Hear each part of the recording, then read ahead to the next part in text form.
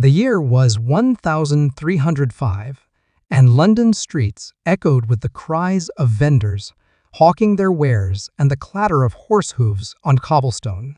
But on this August morning, a different sound would soon fill the air, the roar of a bloodthirsty crowd gathering to witness what would become one of history's most notorious executions. The man they came to see die was William Wallace, the Scottish knight who had dared to defy the English crown and unite his countrymen against foreign rule. What transpired that day was not merely an execution, but a carefully orchestrated theater of cruelty designed to destroy both a man and the symbol he represented. The popular imagination, shaped by Hollywood films and romantic tales, has sanitized Wallace's final moments into something almost noble, a quick death for a brave hero. But the reality was far more sinister and infinitely more brutal. King Edward I, known as Longshanks, had crafted Wallace's punishment not just as retribution, but as a message that would echo through generations. This was to be a death so horrific, so public, and so thoroughly documented that it would serve as a warning to anyone who dared challenge English authority. The method chosen was hanging, drawing, and quartering, a punishment reserved for traitors that represented the absolute pinnacle of judicial cruelty in medieval England.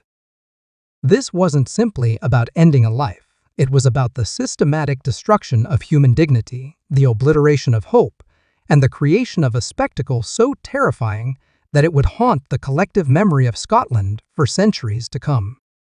Today, we strip away the myth and examine the unflinching reality of William Wallace's final hours. To understand the full horror of Wallace's execution, we must first grasp the world that created it.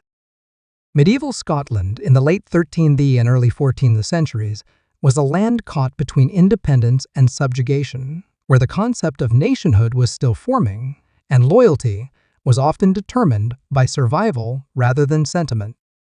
The Scottish Wars of Independence had erupted following a succession crisis, and Edward I saw an opportunity to bring Scotland under direct English control, viewing the Northern Kingdom as a rebellious province rather than a sovereign nation.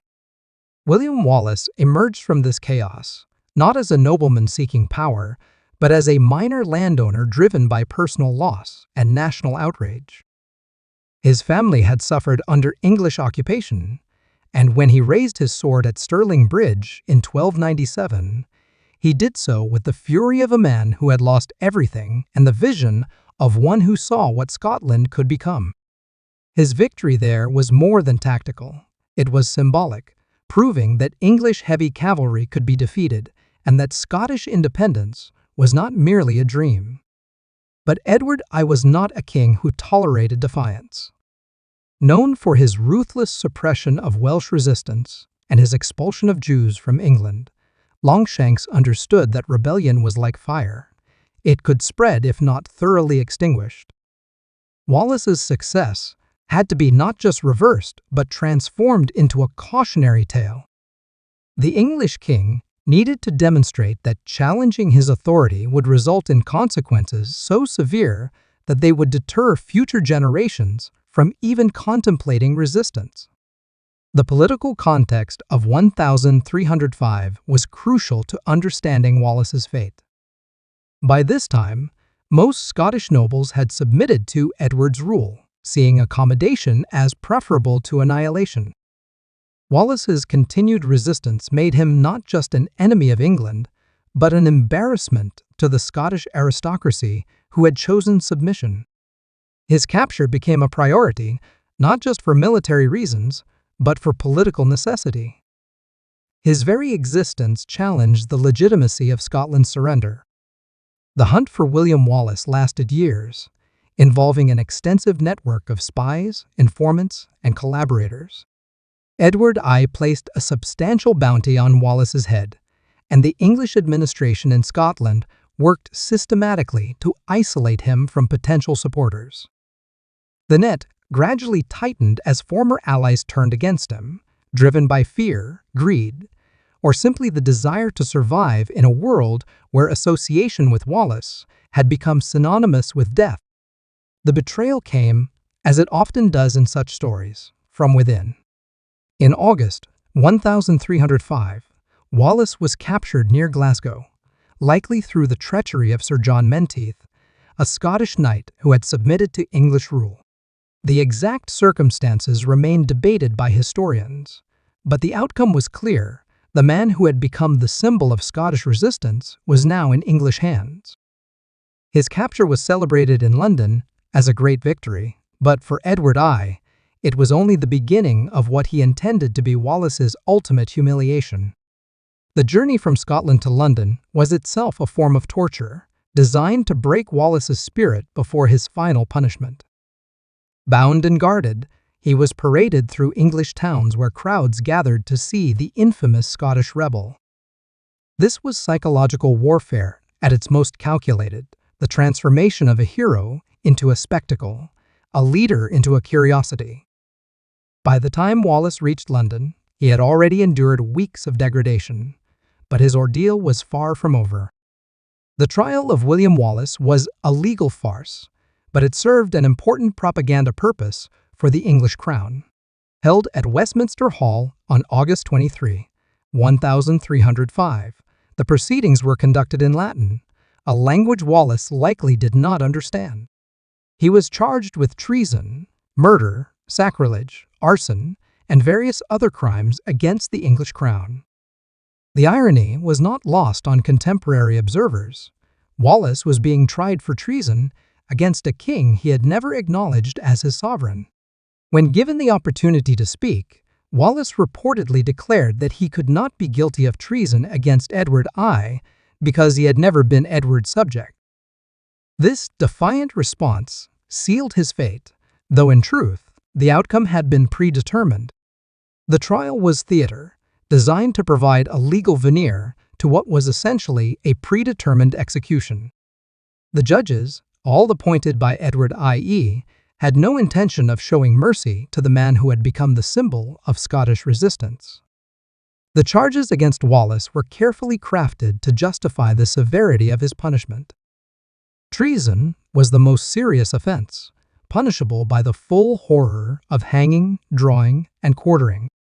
The additional charges of murder and sacrilege, referring to his attacks on English soldiers and clergy, were designed to portray him as a criminal rather than a warrior.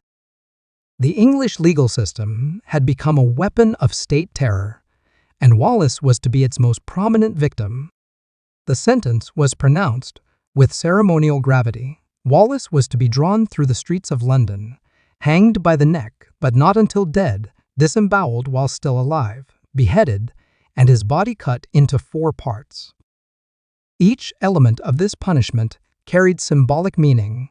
The drawing represented his degradation, the hanging his rejection by heaven, the disemboweling his spiritual corruption, and the quartering his complete destruction. This was not merely execution, but annihilation. The morning of August 23, 1305, dawned clear and warm in London. The city had been preparing for this spectacle for days, with scaffolds erected and crowds gathering from across England to witness the death of the Scottish rebel. The authorities had turned Wallace's execution into a public holiday, complete with vendors selling food and drink to the assembled masses. This wasn't just about justice, it was entertainment, a reminder of the power of the English crown and the fate that awaited those who dared to challenge it. Wallace was first stripped and bound to a hurdle, a wooden frame that would drag him through the streets of London. The route had been carefully planned to maximize both the humiliation and the spectacle. From the Tower of London, where he had been held, the procession moved through the city's busiest districts, ensuring that as many people as possible would witness his degradation. The cobblestones tore at his flesh as he was dragged behind horses, leaving a trail of blood that marked his final journey. The crowds that lined the streets were a mixture of curiosity seekers, English patriots, and those who simply enjoyed witnessing the suffering of others. Medieval executions were public events, serving both as entertainment and as stark reminders of royal power. The spectators jeered and threw refuse at Wallace as he passed, their behavior encouraged by the authorities who wanted to ensure that his final moments were as humiliating as possible. This was state-sponsored cruelty on a massive scale. The procession moved slowly, allowing maximum time for the crowds to gather and for Wallace's suffering to be prolonged. Contemporary accounts describe him as conscious throughout this ordeal, his eyes fixed on some distant point, as if seeing beyond the immediate horror of his situation. Whether this was defiance, resignation, or simple shock remains unknown, but witnesses noted that he never cried out or begged for mercy, a detail that would later become part of his legend. At T. Smithfield, London's traditional execution ground, a scaffold had been erected specifically for Wallace's death. The crowd here was even larger and more boisterous than along the route, with vendors selling pies and ale to spectators who had claimed the best viewing positions hours earlier. The carnival atmosphere was deliberate. The English authorities wanted Wallace's death to be remembered, not as a martyrdom, but as a celebration of English justice and power. The executioner, a professional who had likely performed dozens of such killings, began his work with practiced efficiency. Wallace was first hanged by the neck, but the rope was positioned to ensure strangulation rather than a quick death by breaking the neck. The crowd watched as he struggled for breath, his face turning purple, his body convulsing in the universal dance of death by asphyxiation. But just as consciousness began to fade, he was cut down, still alive, still aware of what was happening to him. What followed was the most horrific part of the entire ordeal. While Wallace was still conscious, the executioner began the process of disemboweling him. Using a sharp knife, he cut open the abdomen and began removing the internal organs one by one. Contemporary accounts describe the victim's screams as unlike anything the witnesses had ever heard, a sound that seemed to come from the depths of human suffering itself. The executioner held up each organ for the crowd to see before throwing it into a fire that had been prepared for this purpose. The symbolism of burning Wallace's entrails was not accidental. In medieval thought, the bowels were considered the seat of emotion and compassion.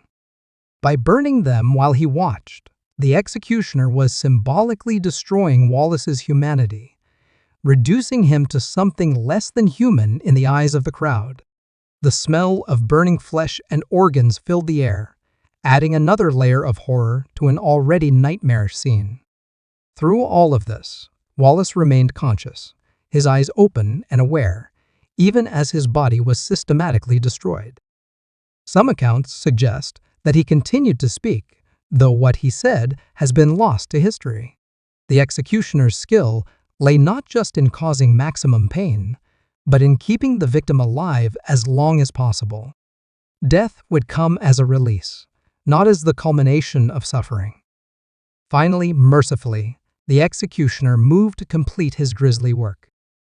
Wallace's head was severed with a single stroke of a sharp axe, ending his suffering at last. But even in death, the humiliation continued. The head was held up for the crowd to see, blood still dripping from the severed neck, before being set aside for later display. The body was then cut into 4 quarters, each piece held up for the crowd's inspection like cuts of meat in a butcher's shop. The disposal of Wallace's remains was as calculated as his execution. His head was dipped in tar to preserve it and mounted on a spike on London Bridge, where it would remain for years as a warning to anyone who might consider challenging English authority. The 4 quarters of his body were sent to different Scottish cities: Newcastle, Berwick, Stirling, and Perth, where they were displayed publicly as reminders of the fate that awaited rebels. This distribution of Wallace's body parts was more than mere brutality. It was a form of political communication. Each piece served as a message to the local population, a physical reminder of English power and the consequences of resistance. The English understood that symbols could be as powerful as armies, and Wallace's dismembered body became a symbol of English dominance over Scotland. The immediate aftermath of Wallace's execution was exactly what Edward I had hoped for. The brutal spectacle had served its purpose. Scottish resistance seemed to crumble in the face of such an overwhelming demonstration of English power. Many who had supported Wallace either fled the country or submitted to English rule, calculating that no cause was worth such a horrific death. The execution had successfully transformed a symbol of resistance into a warning against rebellion. But Edward I had miscalculated the Scottish response to Wallace's martyrdom. Rather than crushing Scottish resistance, the brutality of Wallace's execution actually strengthened it. The very horror of his death became a rallying cry for those who refused to accept English domination. Robert the Bruce, who would later become King of Scotland, was reportedly moved to action by the spectacle of Wallace's execution, seeing in it the true face of English rule. The manner of Wallace's death also influenced the tactics of future Scottish resistance. The lesson was clear: capture by the English meant torture and humiliation beyond imagination. This knowledge led to a more desperate and determined form of warfare, where Scottish fighters preferred death in battle to surrender. Wallace's execution had created a culture of no quarter, where mercy was neither expected nor given. The political ramifications extended beyond Scotland's borders. Other European kingdoms watched the Wallace execution with interest and horror, seeing in it a demonstration of English methods that could easily be applied to them. The brutality of the execution became part of England's reputation, contributing to the isolation that would later complicate English foreign policy. Edward I's message of strength had been received, but so had the message of cruelty. The historical documentation of Wallace's execution is extensive, drawn from multiple contemporary sources that provide a remarkably detailed picture of the event. The Lanercost Chronicle, written by English monks, describes the execution in clinical detail, noting the crowd's reaction and the duration of Wallace's suffering. These accounts, while biased toward the English perspective, provide valuable insight into medieval attitudes toward justice and punishment. Scottish sources, though fewer in number, offer a different perspective on the execution. The Chronicle of John of Fordun portrays Wallace as a martyr who faced death with dignity and courage, emphasizing his refusal to beg for mercy or renounce his cause. These accounts, while perhaps romanticized, reflect the impact of Wallace's death on Scottish national consciousness and the transformation of a military defeat into a moral victory. The legal records of Wallace's trial and execution provide perhaps the most objective account of the events. These documents, preserved in the English National Archives, reveal the careful planning that went into both the trial and the execution. Every detail was documented, from the charges against Wallace to the disposal of his remains, suggesting that the English authorities understood the historical significance of what they were doing. Witness accounts from both English and Scottish observers provide additional layers of detail about the execution. Some describe the crowd's bloodthirsty enthusiasm, while others note the apparent dignity with which Wallace faced his death. These varied perspectives highlight the complexity of the event and its different meanings for different audiences. The legacy of William Wallace's execution extends far beyond the immediate political consequences of his death. In the centuries that followed, his story became a foundational myth of Scottish nationalism, inspiring generations of Scots to resist foreign domination. The very brutality of his execution transformed him from a failed rebel into a symbol of martyrdom and resistance that proved more powerful in death than he had been in life. The execution also influenced the development of international law and concepts of human rights. Later, legal scholars would point to Wallace's treatment as an example of judicial cruelty that violated fundamental principles of human dignity. The notion that even enemies of the state deserved basic human treatment began to emerge, partly as a reaction to excesses like Wallace's execution. The cultural impact of Wallace's death can be seen in the literature, art, and music that emerged in subsequent centuries. From medieval ballads to modern films, his story has been told and retold, each generation finding new meaning in his sacrifice. The execution scene, in particular, has become a powerful symbol of the struggle between oppression and freedom, tyranny and justice. The psychological impact on the Scottish people was profound and lasting. Wallace's execution created a collective trauma that became part of Scottish cultural identity, a shared memory of suffering that united the nation in ways that military victory alone could not have achieved. The horror of his death became a source of strength, proving that some things were worth suffering for, and that dignity could be maintained even in the face of ultimate degradation. The method of execution chosen for Wallace hanging, drawing, and quartering was itself a statement about the nature of medieval justice and the relationship between ruler and subject. This particular form of execution was reserved for traitors, those who had violated the sacred bond between king and subject. By applying it to Wallace, Edward I was asserting that all inhabitants of the British Isles were his subjects, whether they acknowledged it or not. The public nature of the execution was equally significant. Medieval justice was theater, designed to reinforce social hierarchies and political relationships through spectacle.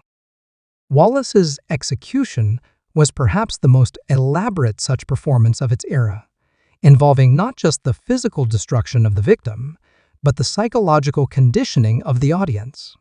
The crowd was not merely witnessing justice, but participating in a ritual of state power. The detailed documentation of the execution suggests that the English authorities understood they were creating a historical moment. The careful recording of every detail, from the route of the procession to the disposal of the body parts, indicates that this was intended to be remembered. The execution was not just about punishing Wallace, but about creating a narrative that would serve English interests for generations to come. The international dimension of the execution should not be overlooked.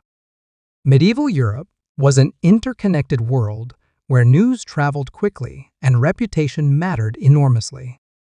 Wallace's execution was witnessed by foreign dignitaries and reported across the continent, contributing to England's reputation as a power willing to use extreme measures to maintain control.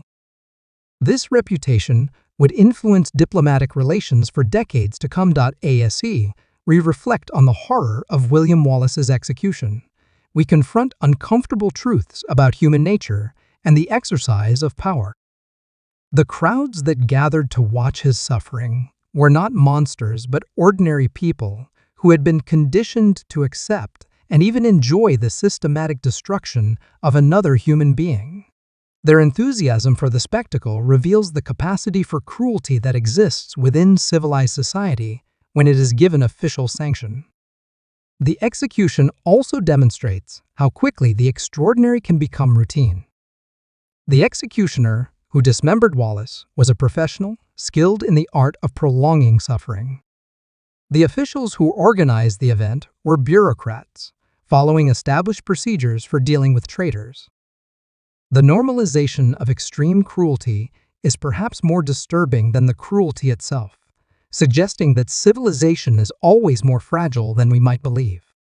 The transformation of Wallace from rebel to martyr illustrates the unpredictable nature of political symbolism. Edward I intended the execution to demonstrate the futility of resistance, but instead, it created a powerful symbol of the nobility of sacrifice for principle. The very excess of the execution contributed to its failure as a deterrent. The horror was so complete that it became sublime, transcending its immediate purpose to become something larger. The enduring fascination with Wallace's story speaks to our need for heroes who embody our highest ideals, even in, or perhaps especially in the face of ultimate suffering. His execution reminds us that the greatest victories are sometimes moral rather than military, that dignity can be maintained even when everything else is stripped away, and that the human spirit can triumph even in the moment of the body's destruction.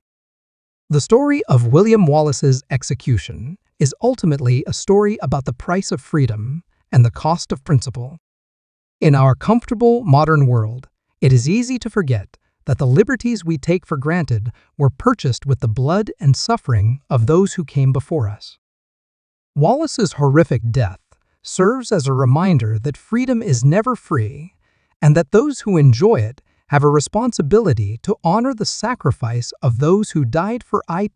Today, as we face our own challenges to freedom and human dignity, Wallace's story remains relevant. The methods may have changed, but the fundamental struggle between oppression and liberty continues. His execution reminds us that there are principles worth suffering for, causes worth dying for, and that the choice between freedom and security is one that each generation must make for itself. The blood-soaked cobblestones of medieval London echo still with the message that some things are worth any price and that the human spirit, even when broken, can still inspire others to carry on the fight.